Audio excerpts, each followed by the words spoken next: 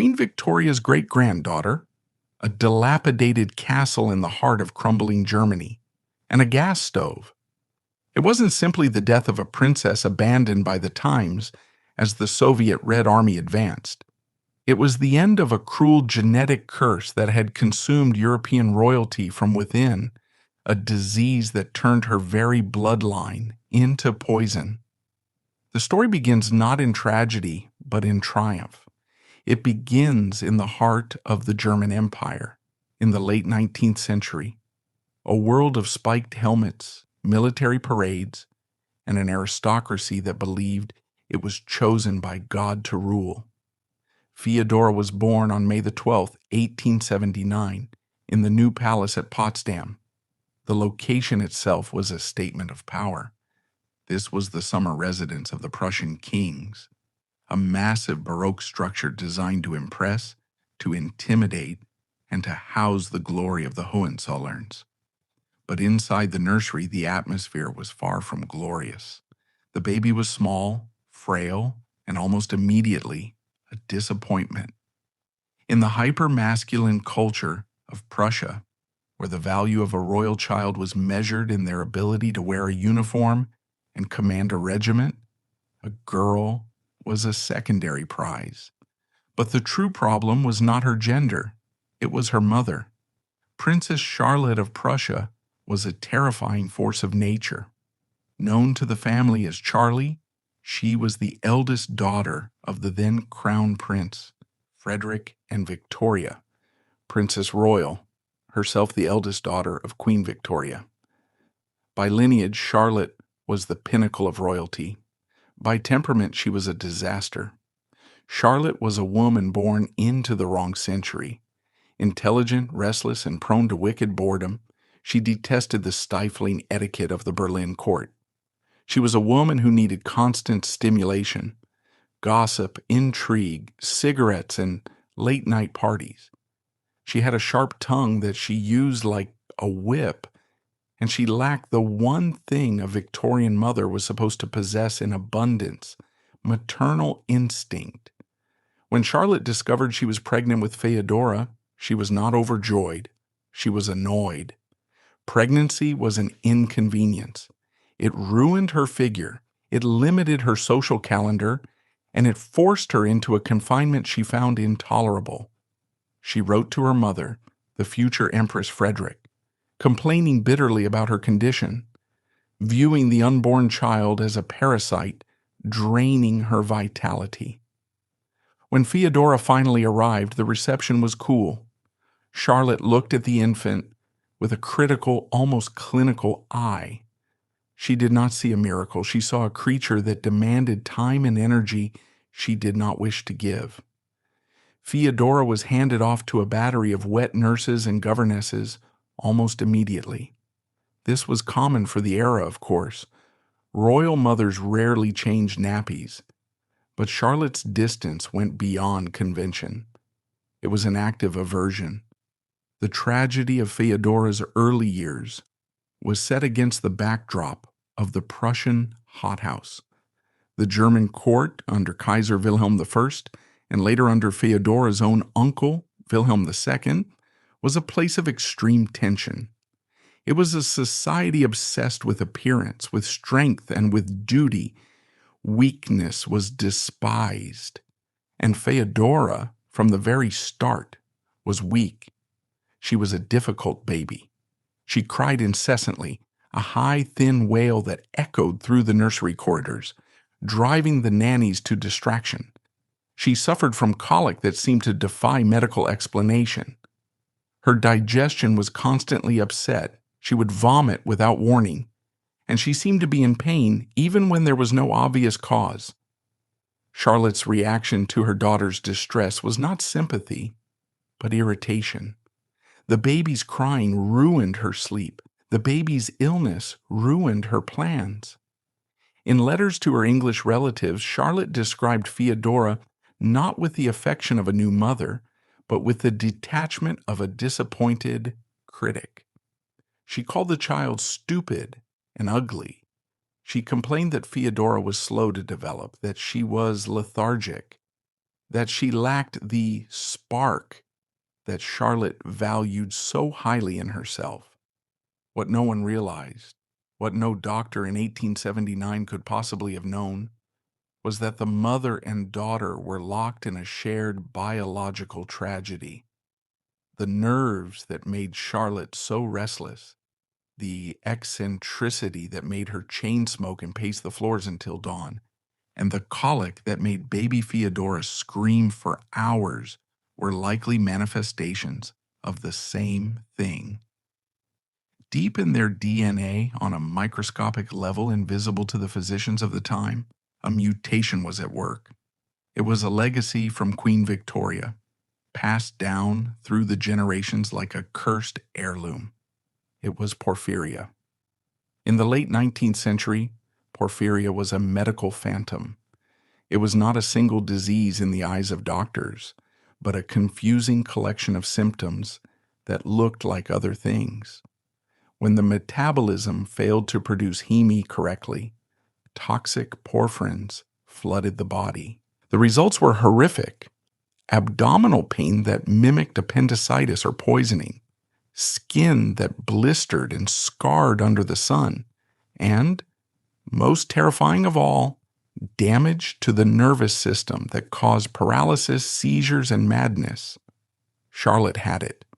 Her erratic behavior, her bad days where she would vanish into her rooms with stomach spasms, her manic energy followed by days of collapse, it was all the disease. And she had passed it to Feodora. But because there was no diagnosis, there was only judgment. Charlotte believed her own pain was a result of her sensitive, superior nature, but she viewed Feodora's pain as a defect. She saw the child's lethargy as laziness. She saw the crying as manipulation.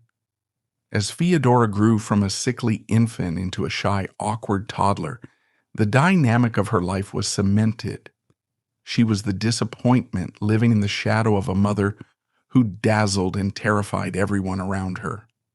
Charlotte was a social butterfly, arguably the most fashionable woman in Berlin. She was slender, sharp-featured, and impeccably dressed, holding court in salons where she gossiped viciously about her enemies. Feodora, by contrast, was kept in the background.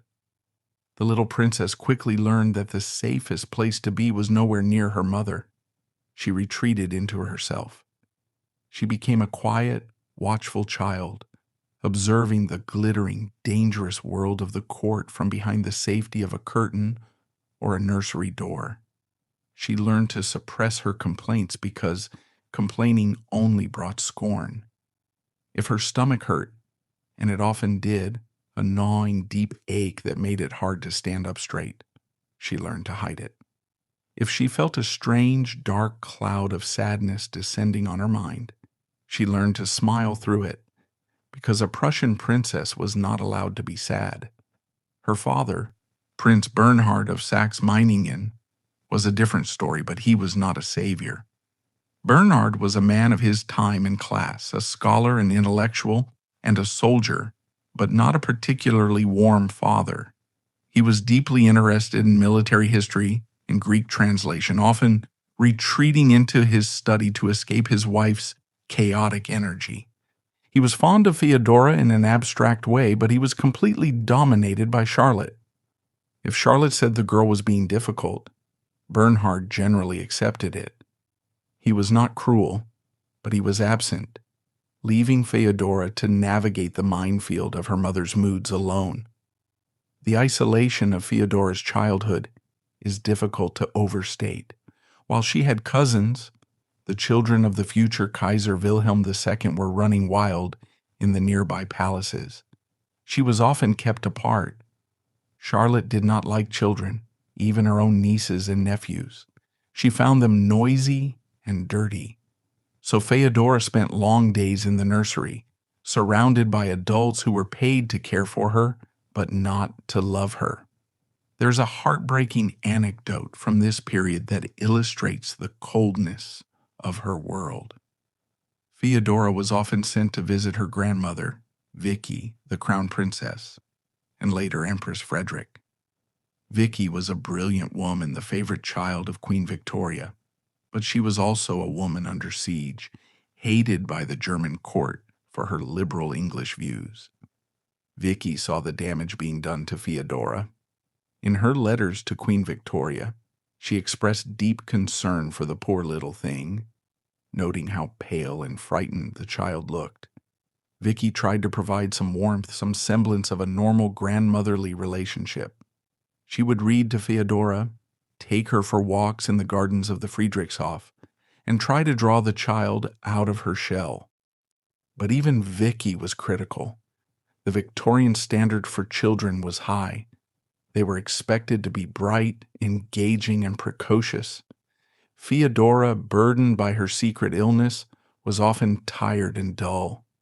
Even the grandmother who loved her couldn't help but compare her unfavorable to her brilliant, difficult mother. Feo is a good child, Vicky would write, but she lacks Charlie's spirit. It was a damning assessment.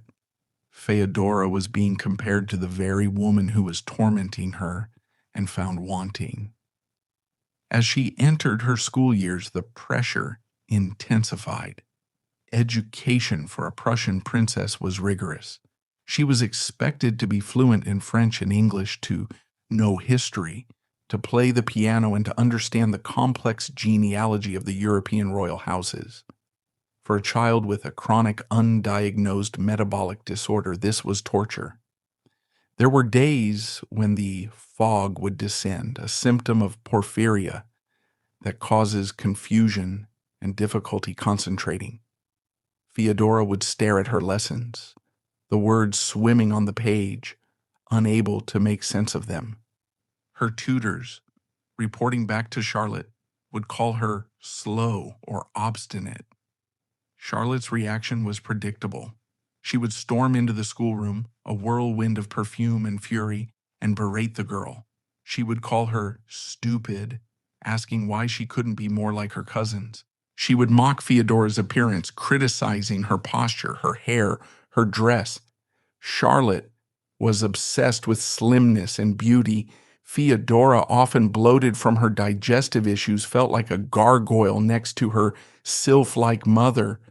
The psychological impact of this abuse was profound. Feodora developed a deep-seated inferiority complex. She began to believe that she was indeed stupid, that she was ugly, and that she was a burden to her magnificent parents. She learned to apologize for her existence, but the physical pain was the constant baseline of her life. As she hit puberty, the porphyria, which often flares up with hormonal changes, became worse. The abdominal attacks became more frequent. She would be found curled up in her bed, clutching her stomach, pale and sweating. The court doctors were summoned. These men, with their stiff collars and limited knowledge, would prod and poke the terrified teenager. They found nothing. No tumors, no appendicitis, no blockage. In the medical thinking of the late 19th century, if there was no physical mass to explain the pain must be imaginary. The diagnosis was hysteria or hypochondria. It was a label that would haunt Feodora for the rest of her life. It stripped her of her dignity. It meant that her suffering was not treated with compassion, but with disdain. When she said she was in pain, people rolled their eyes. "Feo is having one of her spells," they would whisper. "She just wants attention." It was a psychological torture chamber. Her body was screaming in agony, yet the people supposed to protect her accused her of lying. She began to doubt her own sanity. Am I making this up? Is this normal?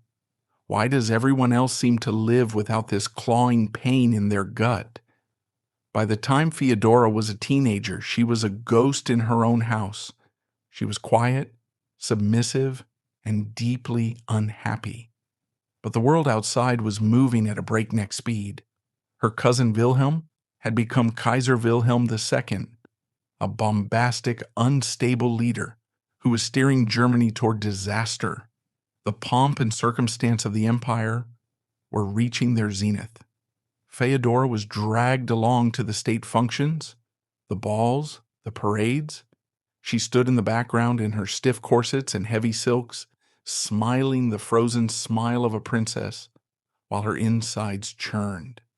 She watched her mother flirt with generals and diplomats. She watched her father discuss strategy. She felt utterly disconnected from it all. She yearned for escape. She didn't want power. She didn't want a crown. She wanted peace. She wanted a place where she could be sick without being judged, where she could rest without being called lazy. And so she began to look for a way out. In the rigid structure of her life, there was only one exit door available to a princess: marriage. But even here, the curse of her bloodline would complicate matters. Who would want to marry the dull and sickly daughter of the scandalous Princess Charlotte? Who would take on a bride who spent half her life in bed with imaginary illnesses? As Feodora approached marriageable age, the whispers about her health and her mother's instability circulated through the royal courts of Europe. The matchmaking game was ruthless, and Feodora was damaged goods, but she was still the Kaiser's niece. She was still a granddaughter of Queen Victoria, and that meant she had value, whether she wanted it or not. For Feodora, the road out of Potsdam was paved with diamonds and desperation. By the time she turned 18 in 1897, the Prussian hothouse had become a suffocating prison. The guns of August 1914 shattered the silence of Silesia, and with them, the fragile illusion of Feodora's sanctuary was obliterated. The war did not arrive at Schloss Neuhof as a glorious crusade of banners and trumpets. It arrived as a suffocating blanket of dread. The telegrams began to arrive, summoning the men of the estate, the gamekeepers, the footmen, the stable hands, to the front lines. Feodora stood on the stone steps of the manor, watching them leave, young men she had known since they were boys, their faces flush with a patriotism she could not share. She knew, with the chilling prescience of the chronic invalid, that the body is a fragile vessel. She knew how easily it breaks. While the Kaiser, her cousin Wilhelm, spoke of a fresh and joyous war, Feodora saw only the inevitability of pain.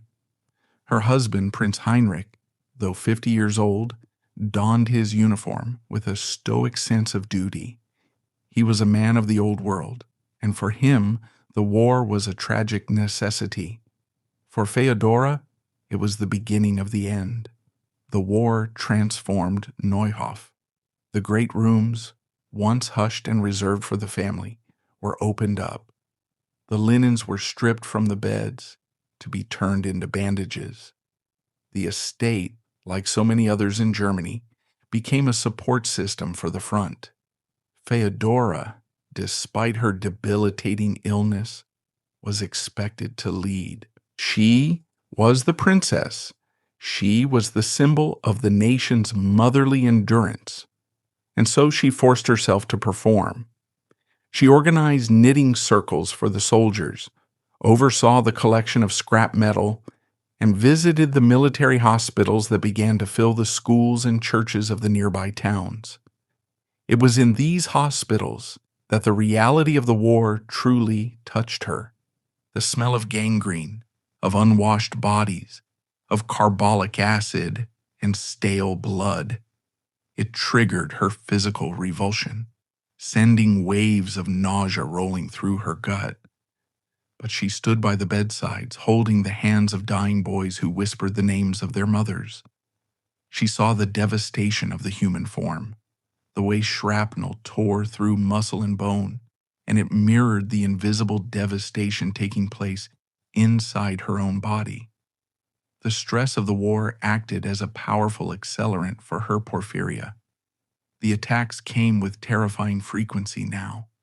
There were weeks when she could not leave her rooms, when the blinds were drawn tight against the mockery of the daylight. The pain in her abdomen was a constant grinding presence, a knot of fire that never cooled. Her skin, sensitive to the sun, grew pale and translucent, like parchment stretched over bone. Her sons, the 5 boys, who were the future of the Reuss line, were a constant source of anxiety. The eldest, Prince Heinrich II, was reaching the age of military service. Feodora looked at her children not as heirs, but as potential sacrifices to the Kaiser's vanity.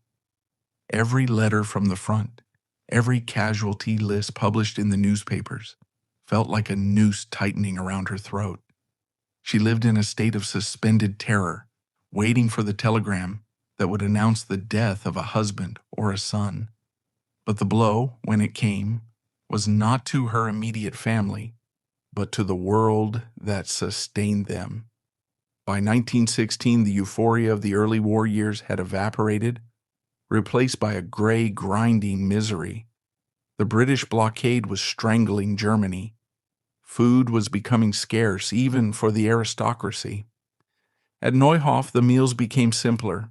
The coffee was replaced by a bitter substitute made of roasted acorns. The bread was dark and heavy with sawdust. The heating coal was rationed, and the great drafty corridors of the castle became iceboxes. Feodora, whose circulation was already poor due to her condition, spent her days wrapped in shawls, shivering deep in her bones. The news from Berlin was catastrophic. The people were starving. The turnip winter of 1916 to 1917 brought famine to the cities. The respect for the monarchy, once the bedrock of German society, was eroding. Feodora could feel it in the way the villagers looked at her carriage, not with reverence, but with a sullen, hungry resentment. Why should she have a castle when they had no coal? Why should she be warm when their sons were freezing in the trenches of the Somme? Then came 1918, the year the sky fell. The collapse of the German Empire was swift and total. In November, the sailors mutinied in Kiel. The revolution spread like wildfire through the exhausted, defeated nation. On November 9th came the unthinkable news. Kaiser Wilhelm II, the all-highest, the man who had seemed as permanent as the sun, had abdicated. He had fled like a thief in the night to exile in the Netherlands. For Feodora, this was a psychological earthquake. Her entire identity was built on the structure of the monarchy. She was a princess of Saxe-Meiningen, a princess of Prussia by blood. If the Kaiser fell, if the concept of royalty was discarded, what was she? The Republic was proclaimed. The red flags of the socialists flew over the Stadtschloss in Berlin. The aristocracy, terrified, barricaded themselves in their country estates, waiting for the Bolsheviks to come and slaughter them as they had the Romanovs in Russia just months before. Feodora and Heinrich sat in the library at Neuhof, listening to the reports on the wireless, the static crackling like the sound of a world breaking apart. They were no longer the rulers of Silesia. They were class enemies. It was in this atmosphere of national funeral and personal terror that the next tragedy struck. It was a personal one, intimate and sharp. In 1919, Princess Charlotte of Prussia died. The relationship between Feodora and her mother had been a poisoned well all her life. Charlotte had been the source of Feodora's insecurity, the voice in her head that told her she was worthless, ugly, and dull. Charlotte had been the brilliant, cruel sun that scorched Feodora's earth, and now she was gone. Feodora traveled to Baden-Baden, where Charlotte had spent her final years seeking cures for her own nervous maladies. Seeing her mother on her deathbed was a revelation. The woman who had been a whirlwind of energy was now a husk. Charlotte's body was ravaged. She was in agonizing pain, her skin sallow, her mind clouded by the toxins that had destroyed her kidneys and her nerves. For the first time, Feodora saw the mirror image of her own suffering. The doctors whispered about kidney failure and heart dropsy. But Feodora recognized the symptoms, the wandering pains, the dark urine, the madness. Charlotte died on October 1st, 1919. She was only 59. The grief Feodora felt was a complicated, jagged thing. It was not the pure, clean sorrow of a loving daughter. It was a mixture of relief, guilt, and a terrifying realization. With Charlotte gone, Feodora was the matriarch. She was the carrier of the legacy. And standing over her mother's grave, she must have felt the cold hand of genetic destiny gripping her shoulder. She had inherited her mother's titles, her mother's jewels, and her mother's killer.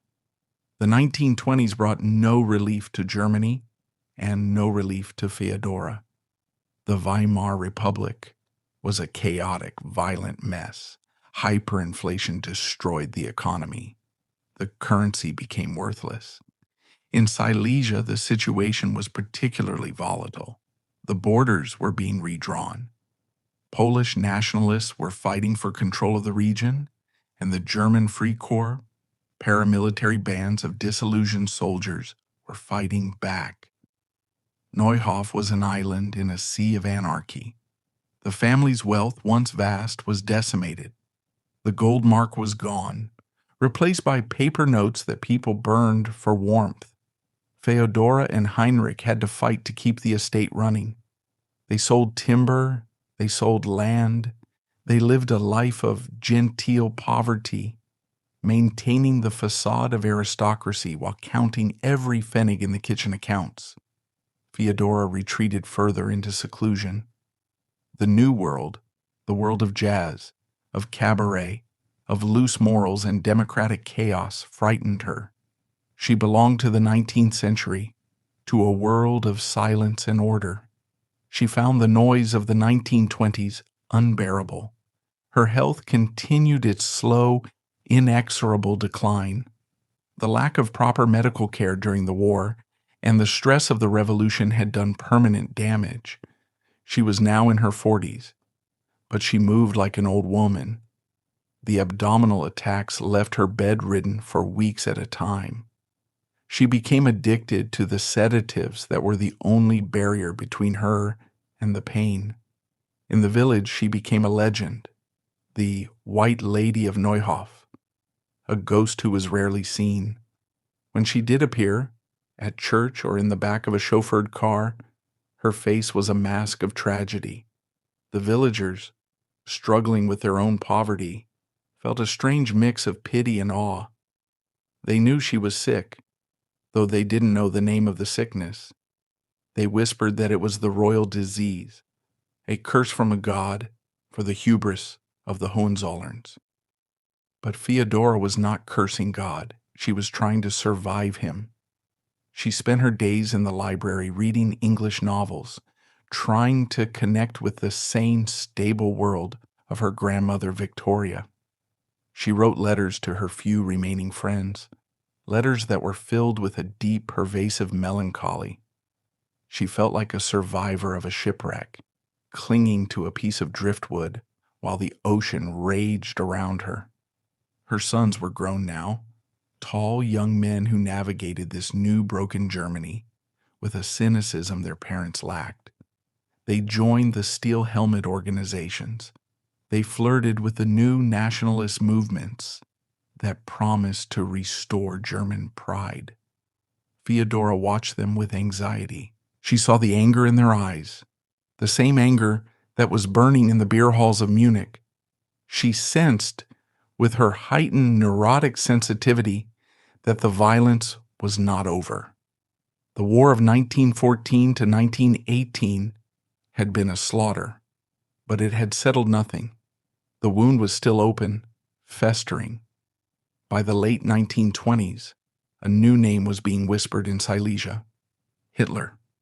Feodora, isolated in her castle, initially paid little attention to the Austrian corporal.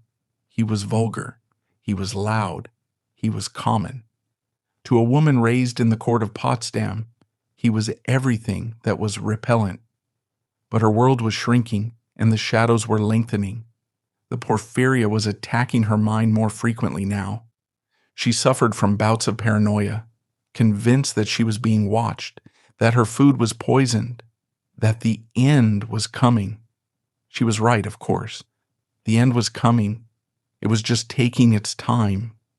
As the decade turned and the Great Depression slammed into Germany, the final act of the tragedy began to take shape. The Weimar Republic crumbled. The streets filled with brown shirts. The air grew thick with hate. At Schloss Neuhof, the seasons turned with an indifferent beauty. The snow fell on the Silesian pines, covering the scars of the land. Feodora sat by the fire, her hands trembling, her body a cage of pain, waiting for the darkness to fall completely. She was the last guardian of a dead world, and outside the gates the wolves were gathering. The new decade did not arrive with a roar, but with a low, vibrating hum of anxiety that seemed to emanate from the very earth. For Princess Feodora, now in her 50s, the decade began as a continuation of her long, slow twilight. She was a woman vanishing by degrees. To the villagers of the Reuss estate, she was a figure of distant pity, the sick princess who was occasionally glimpsed behind the lace curtains of a Mercedes, her face pale and drawn, her eyes hidden behind dark glasses. To her family, she was a burden, a problem to be managed with hushed voices and closed doors. But to Feodora herself, she was a prisoner of her own biology. The porphyria, that silent genetic saboteur, had tightened its grip. In her youth, the attacks had been violent storms that passed, leaving wreckage but allowing for periods of calm. Now, in middle age, the disease had become a chronic, grinding attrition. The good days were fewer. The pain in her abdomen was no longer an intruder. It was a tenant. It was a dull, heavy ache that flared into agony at the slightest provocation. A change in weather, a piece of rich food, a moment of stress. Her nervous system, bombarded by decades of toxic porphyrins, was fraying. The symptoms that had been dismissed as hysteria in her youth were now manifesting as profound, terrifying depressions. There were weeks when Feodora could not bear the sound of a human voice.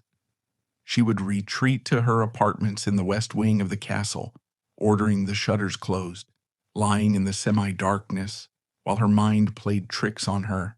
She saw shadows that weren't there.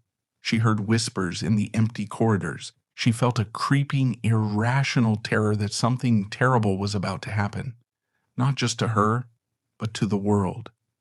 And of course she was right.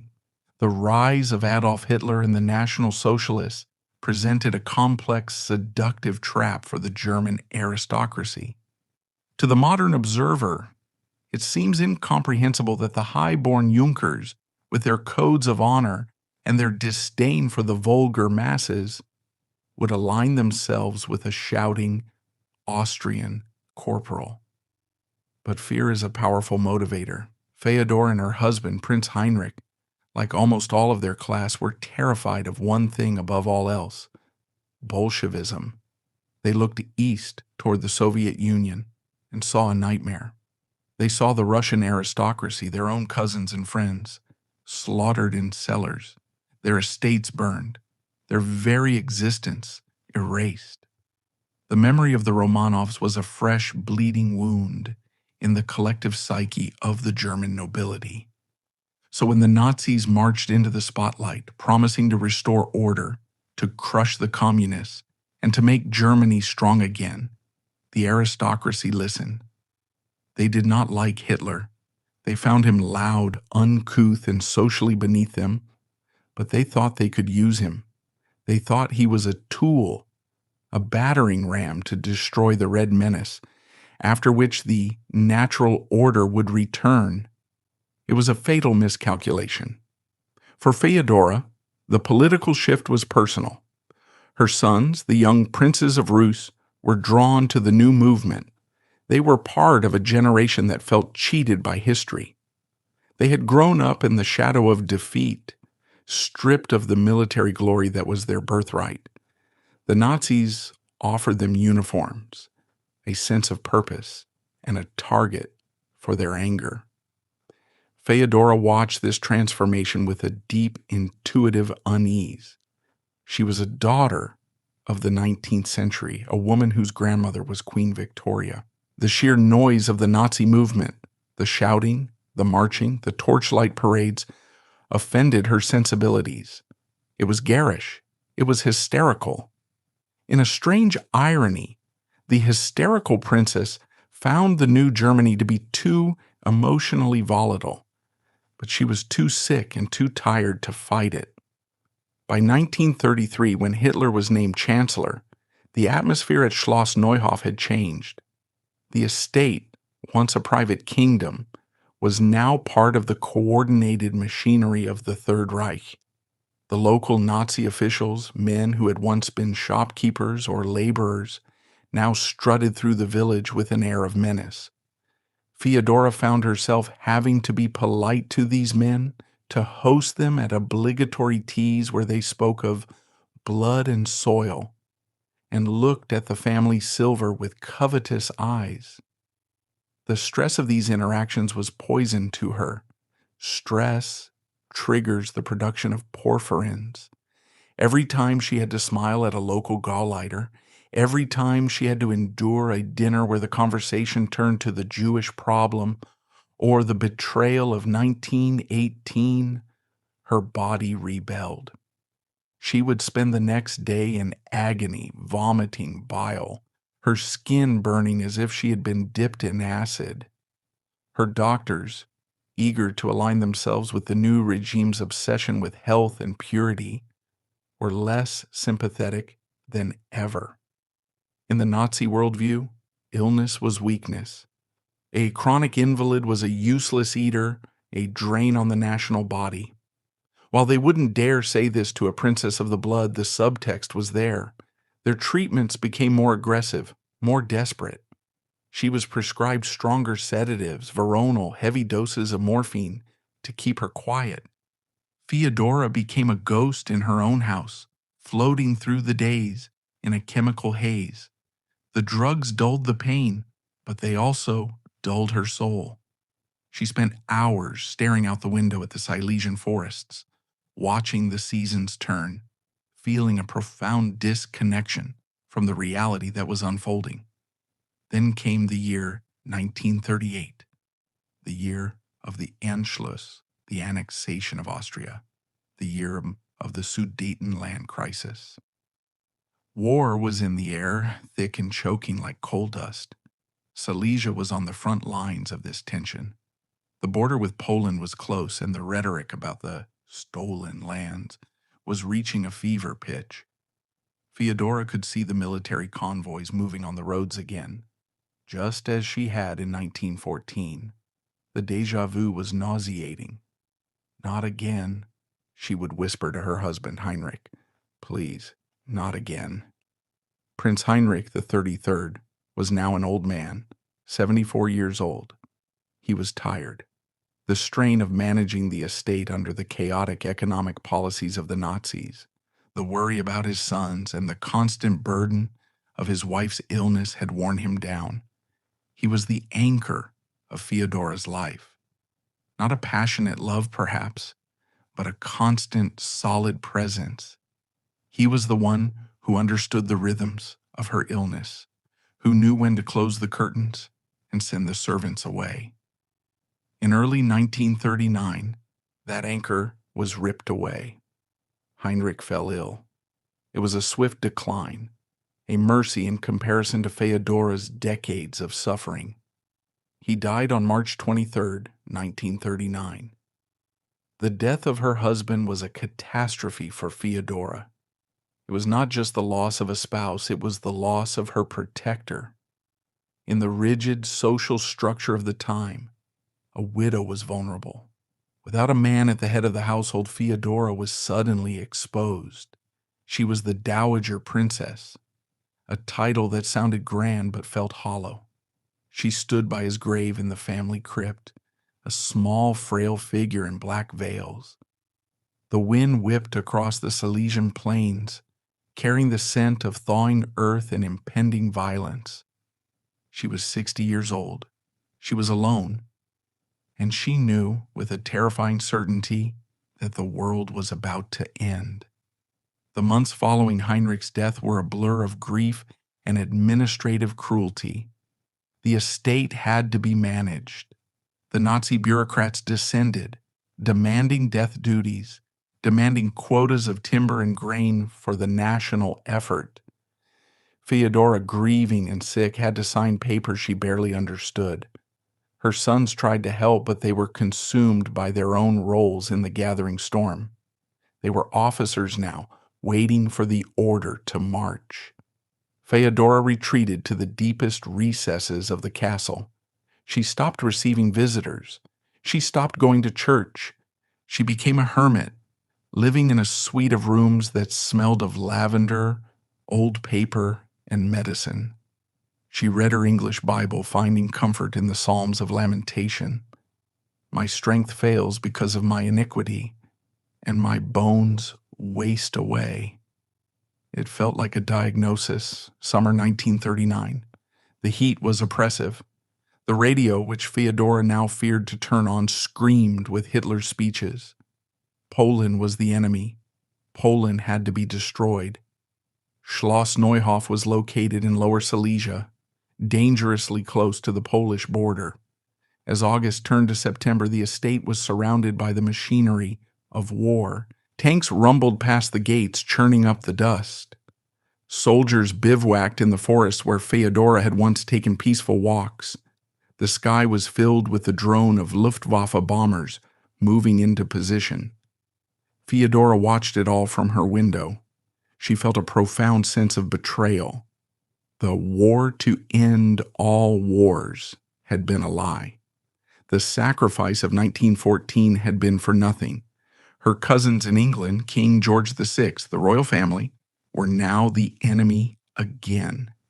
The irony was bitter. She was half English by blood, the granddaughter of the woman who had defined the British Empire, and now she was trapped in the belly of the beast that was trying to destroy it. On the morning of September 1st, 1939, the sky over Silesia turned dark, not with rain, but with planes. The invasion of Poland began before dawn. The sound of artillery fire rolled across the border, a low, thudding thunder that shook the window panes of the castle. It was the sound of the world cracking open. For Feodora, the start of World War II was not a moment of patriotic fervor, but of physical collapse. The stress triggered a massive porphyria attack. She was found by her maid, collapsed on the floor of her dressing room, writhing in agony, clutching her stomach. The doctor was summoned, but he was distracted, impatient. "It is the nerves, Highness," he said, administering a shot of morphine. The excitement of the victory. Victory. That was the word they used as the Wehrmacht smashed through the Polish defenses. But lying in her darkened room, drifting in and out of a morphine dream, Feodora saw no victory. She saw only blood. She saw the faces of the dead boys from the last war, and the faces of the new dead boys joining them. She saw the shadow of her mother, Charlotte, laughing in the corner of the room, a cigarette in her hand. "It's all a joke, Feo," the hallucination whispered. "The empires, the crowns, the borders. It's all a joke. Only the pain is real." As the German armies pushed deeper into Poland, bringing a swift and brutal conquest, Feodora lay in her bed at Neuhof, listening to the radio announcements of triumph. But she knew better. She remembered 1918. She remembered the hunger, the cold, the fear. She knew that this victory was just the opening act of a tragedy that would consume them all. The winter of 1939 settled over Silesia, harsh and unforgiving. The castle was colder than ever. Coal was being diverted to the war industries. Feodora sat by a dying fire, wrapped in blankets, a widow in a house of men gone to war. The silence of the estate was heavy, expectant. She was the chatelaine of a doomed fortress. Her body was broken, her mind was haunted, and her family was scattered. But she was still alive. The curse of the Hohenzollerns, the poison in her blood, would not let her die yet. It had one final act of suffering prepared for her. She would have to witness the destruction of her world, not from a distance, but from the front row. She would have to see the red tide rising in the east. She would have to see the horrors that would make the trench warfare of 1914 look like a gentleman's duel. As the year turned to 1940, Princess Feodora of Saxe-Meiningen closed her eyes and prayed for peace. But peace was a memory. The year 1940 did not bring the apocalypse she feared. Instead, it brought a suffocating, deceptive calm. But inside Schloss Neuhof, the war was fought on a different front, the chemical battlefield of Feodora's own body. By the winter of 1940, the blockade had tightened the screws on the German domestic economy. Rationing was strict. For a healthy person, the shortages were an inconvenience. Turnip jam instead of strawberry, gray bread instead of white, a lack of real coffee. For a woman with acute intermittent porphyria, the dietary changes were a death sentence. Biologically, fasting or a low-carbohydrate diet is the most potent trigger for an attack. The liver, starved of glucose, begins to overproduce porphyrins in a frantic attempt to regulate the metabolism. Feodora, living on the meager rations of a country at war, was unwittingly poisoning herself with every meal she skipped or every slice of potato bread she consumed. The result was a year of unremitting physical torture. The attacks were no longer distinct events. They merged into a continuous, grinding baseline of agony. Her abdomen was hard as a board, the muscles locked in a spasm that felt like a permanent cramp. She lost weight rapidly, her frame becoming skeletal, her eyes sinking deep into their sockets. The castle, once her refuge, became a cold, echoing labyrinth. With coal diverted to the war effort, only a few rooms could be heated. Feodora spent her days in a small salon on the ground floor, wrapped in layers of wool and fur, shivering violently. The cold seemed to seep into her marrow. It was a physical manifestation of the isolation she felt. Her husband was dead. Her sons were scattered across the fronts.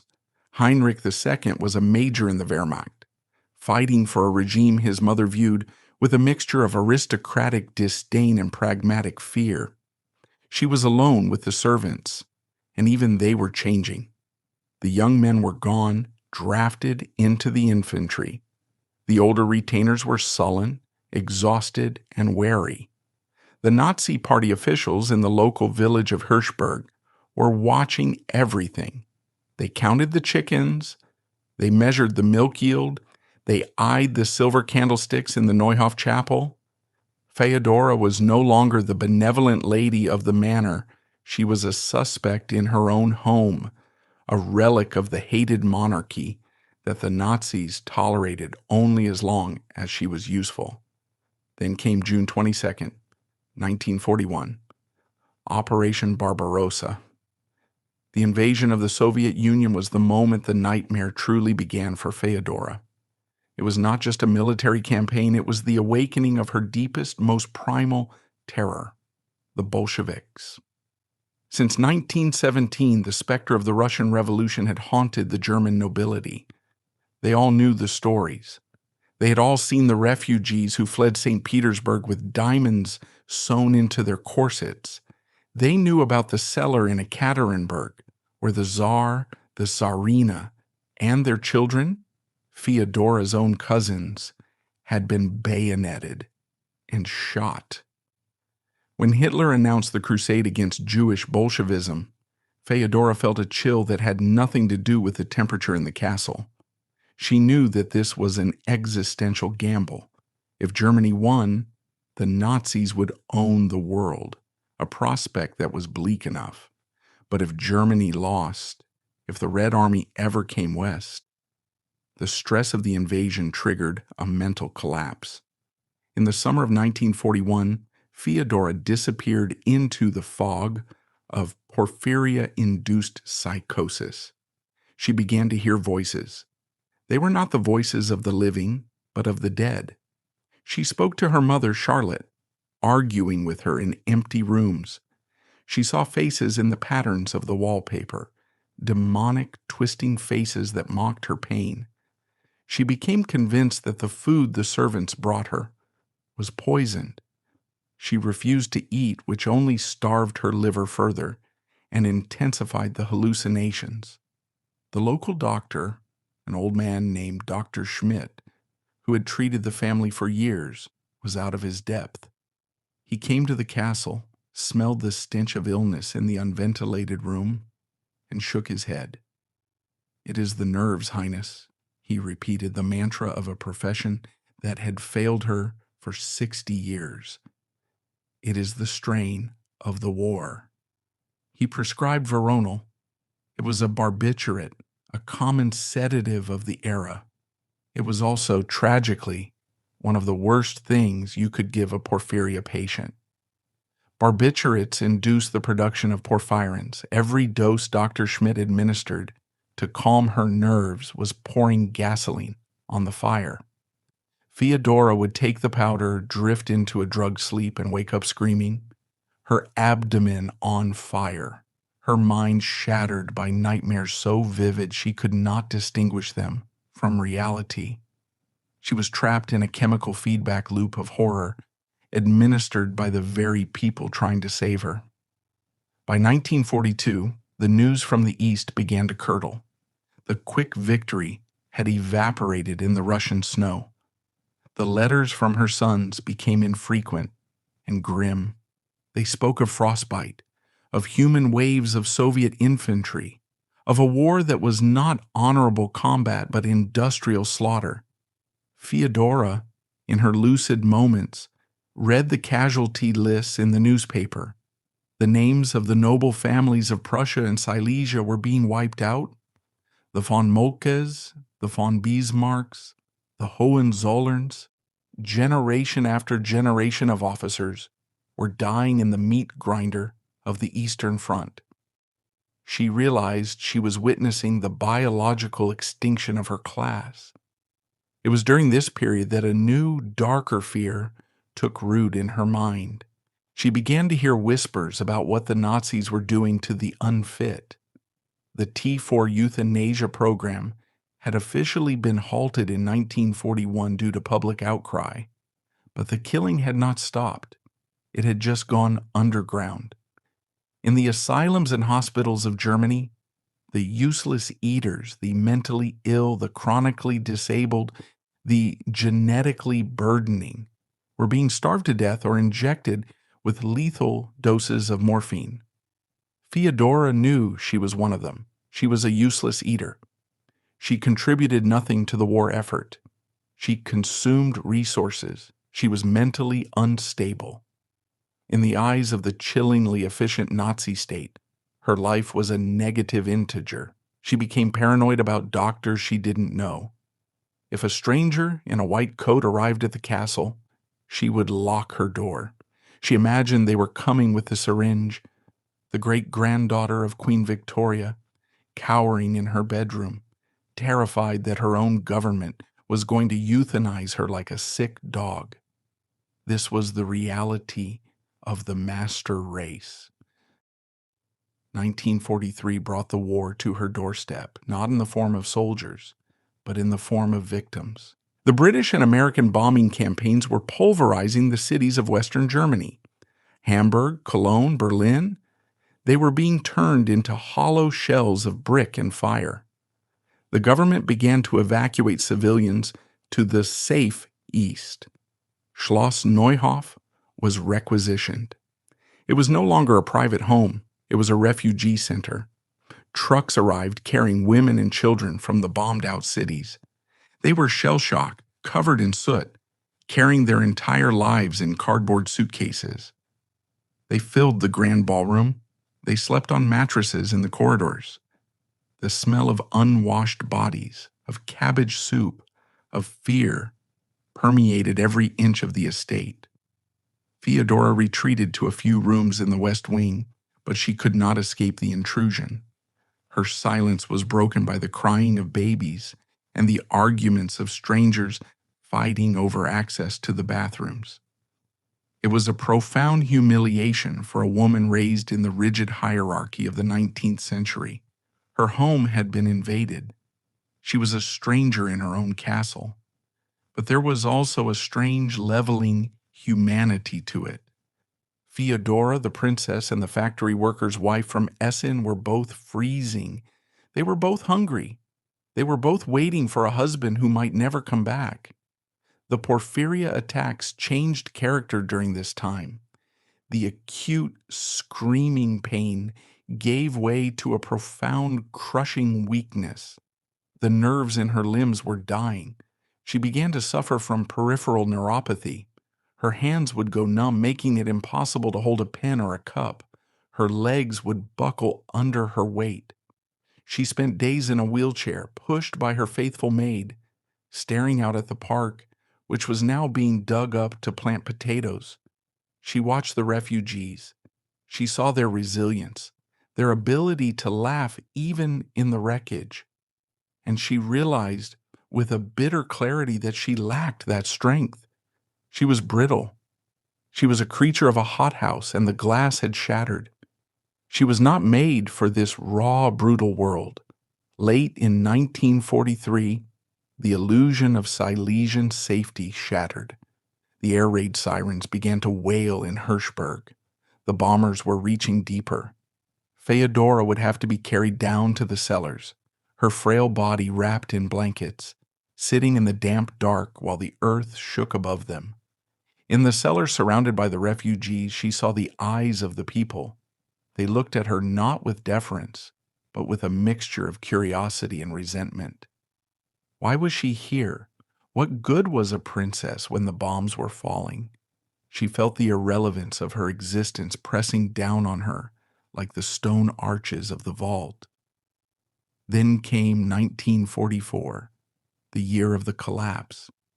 The Soviet summer offensive, Operation Bagration, destroyed Army Group Center. The Red Army was no longer a distant threat.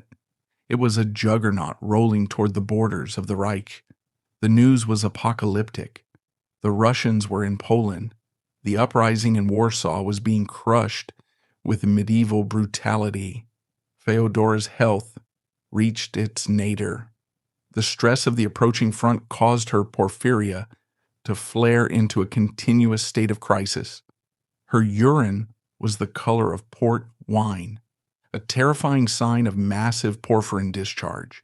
Her skin was paper thin and covered in sores that would not heal. She stopped sleeping. The nights were the worst. In the silence of her room, she could hear the artillery. It was a low, dull thudding on the eastern horizon, like a heartbeat of the earth. Thump, thump, thump. Every thud was a step closer. Every thud was a reminder of the cellar in Ekaterinburg. Her sons urged her to leave. "Mother," Heinrich II wrote from the front, "you must go west. Go to Hanover. Go to the British zone if you can. Do not stay in Silesia." But she refused. It was likely not stubbornness, nor a refusal to abandon the family seat. It was a brutal medical reality. She was simply too sick to move. The idea of sitting in a cart or a train for weeks amidst the chaos of the refugees without her medicine, without a bed, it was impossible. She knew she would die on the road. "If I am to die," she told her maid, "I will die in my own bed. I will not die in a ditch." It was a decision born of exhaustion. Feodora was 65 years old, but her body was that of a 90-year-old. She had been fighting the war inside her blood for 40 years. She was tired. She was so incredibly tired. By the autumn of 1944, The atmosphere in Silesia was one of panic. The trek had begun. The roads were clogged with wagons, horses, and people walking west, away from the red arrow on the map. The local Nazi officials, the ones who had been so arrogant a year ago, were packing their cars with looted goods and preparing to run. Feodora remained.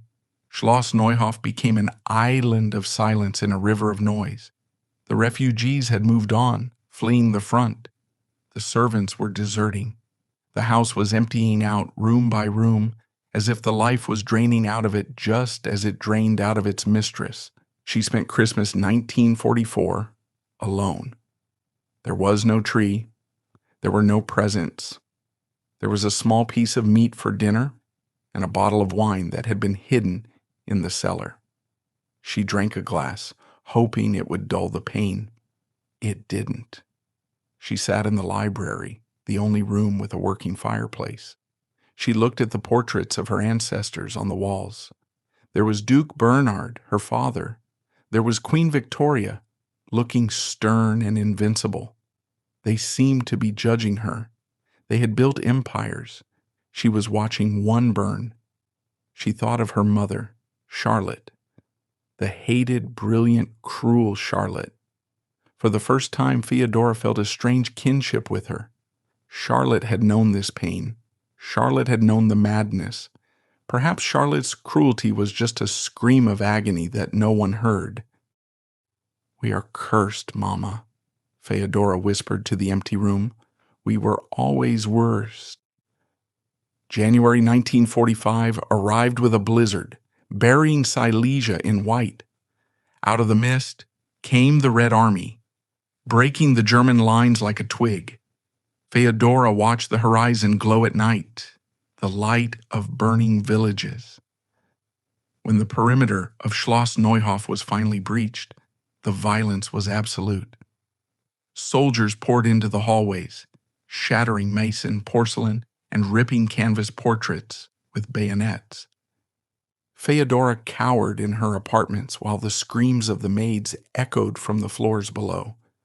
Miraculously, she was not physically assaulted. Perhaps her skeletal, ghost-like appearance saved her, but the soldiers ransacked the pharmacy. The sedatives and painkillers she relied on were gone. The following months were a blur of freezing cold and starvation. The estate was occupied, and Feodora was forced into the attic, living on watery potato soup while her body went into a catastrophic porphyria crisis. By August 1945, with Silesia transferred to Polish administration, the wild expulsions began. Feodora was told she must leave, but she knew she could not survive the march. On August 26, 1945, a Sunday, she made her choice. The castle was quiet. Feodora dressed with difficulty, her hands crippled by neuropathy. She wore no tiara, no pearls, just a simple dress. She made her way to the kitchen, passing the ruins of her family's history. In the center stood the gas oven. She did not write a suicide note. The world she knew was gone. She knelt on the cold floor, placed a cushion on the oven door, a final small act of aristocratic comfort, and placed her head inside the dark metal mouth. She turned the tap and inhaled. The gas filled her lungs, replacing the oxygen and the pain. The faces of the hallucinations, the demons, the soldiers, the mother who hated her, began to fade. In the darkness, Princess Feodora of Saxe-Meiningen finally found the one thing she had been searching for since she was a crying baby in Potsdam: silence. The body was found later. The details of her burial are sparse, lost in the chaotic record-keeping of post-war Poland. There was no state funeral. There was no lying in state. She was likely buried in a hasty grave near the castle, or perhaps in the family crypt before it was sealed and forgotten by the new communist regime. For decades, Feodora was a footnote. Historians mentioned her only in passing. Charlotte's daughter, who committed suicide. She was dismissed as weak, a neurotic woman who couldn't handle the fall of the aristocracy. It wasn't until the turn of the 21st century that the truth was exhumed, not from the ground, but from the archives of genetics. Historians and scientists investigating the royal malady that plagued the House of Hanover turned their attention to Feodora's mother, Charlotte. They found the letters describing the wandering pains and the dark urine. They found the DNA evidence in the bones of the royals. They connected the dots. Feodora was not weak. She was a warrior who had fought a losing battle against her own biology for 66 years. Today, looking back at the tragedy of her life, the suicide in the gas oven takes on a different meaning. It wasn't just a reaction to the loss of a war. It was the final symptom of a disease that destroyed the mind as surely as it destroyed the body. The porphyria gene, the royal curse, had traveled from Queen Victoria to the Empress Frederick, to the hated Charlotte, and finally to Feodora. It was a microscopic assassin, traveling through the most exalted bloodline in history, waiting for the perfect moment to strike. And in that cold kitchen in Silesia, amidst the ruins of a 1,000-year empire, the curse finally claimed its last victim. The lineage that had ruled half the world ended for Feodora, not with a bang, but with the hiss of escaping gas. History remembers the kings and the kaisers. It remembers the battles and the treaties. But it often forgets the collateral damage. Feodora was the collateral damage of a dynasty that became too inbred, too rigid, and too proud to admit that even royal blood can be poisoned. In the end, she was just a woman in pain, alone in the dark, wishing for the noise to stop. And finally it did.